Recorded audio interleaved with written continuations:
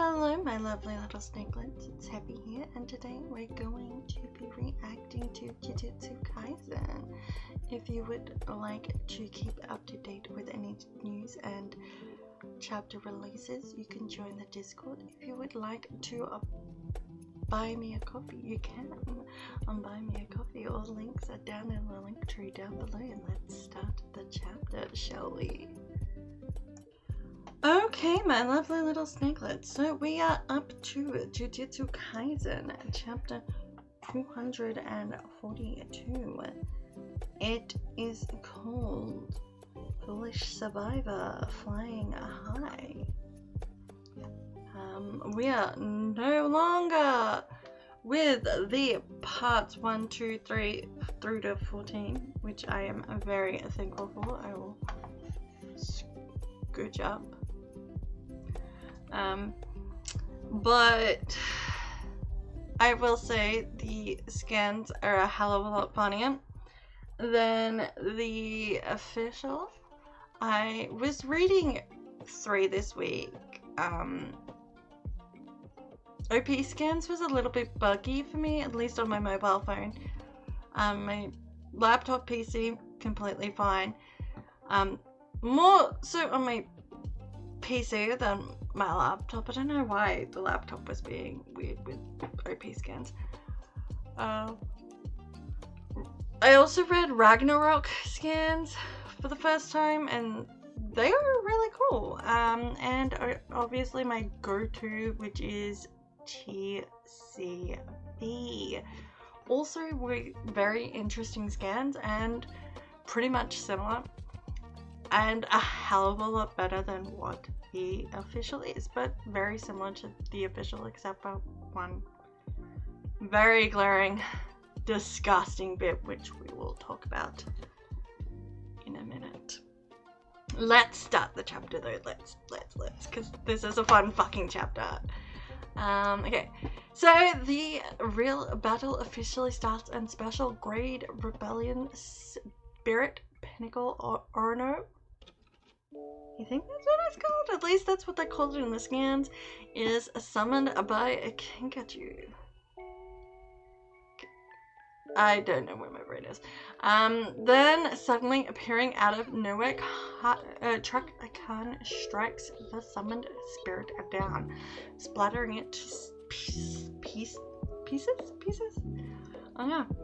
I still don't know where I am right now. I know I'm somewhere in Australia. Kinkajou is also almost killed. Tabata, who is driving, asks if they are okay. The watching crowd of Kinkajous say that it's all Tabata's fault.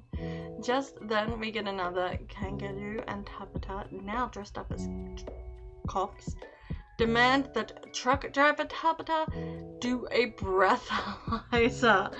The breathalyzer in question is blowing into a bag that has a half-dead goldfish.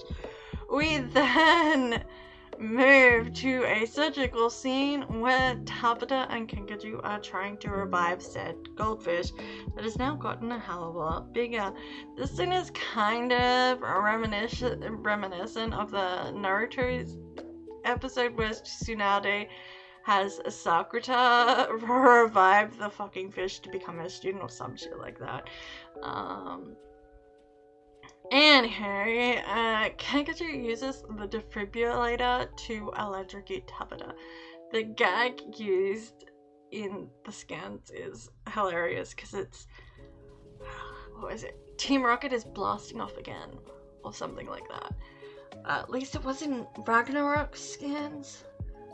I think in OP and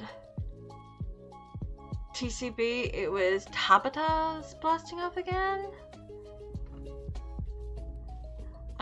But it was a Pokemon themed gag and I loved it. I love it. Obviously you can tell that I love Pokemon given the fact that there is a fucking Mimikyu in my room. But yes, it just it just doesn't feel like it hits with the clear, I don't like this. Just not feeling it. Moving on. The fish doesn't make it. And we get the classic doctor that needs comfort in the nurse's arms trope gag, which is sadly overused.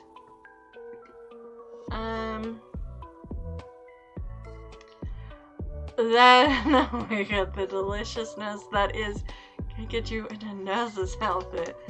Like, hello. Like, seriously, it is delicious. I don't know what to say other than, yeah. Whew. Tabata is then shut down by Nurse Kankaji, and they play scissors, paper, rug, sticking fingers in each other's noses, which is very, very attractive after what we just got, which is Nurse Kankaji. Tabata's ability seems to be pissing Kinkajou off, and it seems that his mind is following along with whatever Tabata's imagination can come up with. The next, we then move on. We then move on to a quiz show type gag, where Kinkajou thinks he has finally grasped Tabata's technique. He answers the question, but gets it wrong. The answer to the question is incorrect, but he thinks he answers it correctly in his mind. This is pissing him off. The quizmaster asks another question. This is after Tabata makes a quick comment, don't really give a shit, to Kinkajou, and he seems a little infuriated.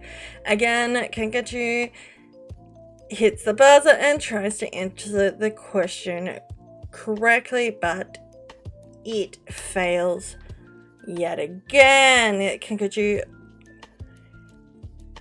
pulls a face at Tabata, and Tabata starts to mope. The quizmaster asks the third question. It is a multiple choice this time. A and B choose the correct one wisely. They race to choose the correct answer.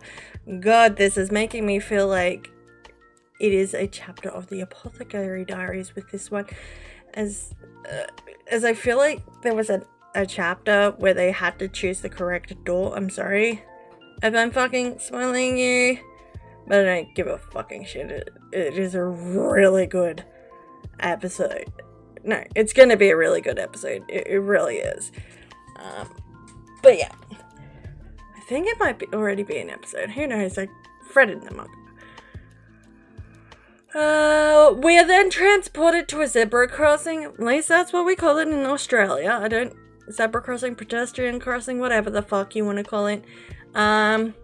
It's like potato cake, potato scallop in Australia. Each state calls it a different thing. Tabata lunges. It is a potato dipped in batter, for those of you wondering what a fucking potato cake is. Anyway, moving on. Tabata lunges out to save the little black kitty, and it turns out to be Kanjiju cosplaying as a black cat. This is what we need. More Kanjiju cosplaying as things we don't need in this chapter. We are then transported after Tabata is hit by the car to yet another scene, to where he is drowned still now as a cat. Then to a scene where Tabata is now a cat chasing on a jet ski, chasing down a surfing Kankaju on a surfboard. Then we get them playing in the ocean like a bunch of schoolgirls. Then another scene where Kankaju is finally trying to drown him, thankfully. We then have an internal monologue where Kankaju realizes that what he needs to do in order to win and break and completely beat Tapeta's imagination. The next scene is an audience and a microphone. Who will win? If you would like to subscribe to the channel, please do. If you would like to join the Discord to keep up to date, you can do that. If you would like to buy me a coffee, please do, because I clearly will need it, as I've had to record this yet again as I lost the footage. And bye, my lovely little snakelet.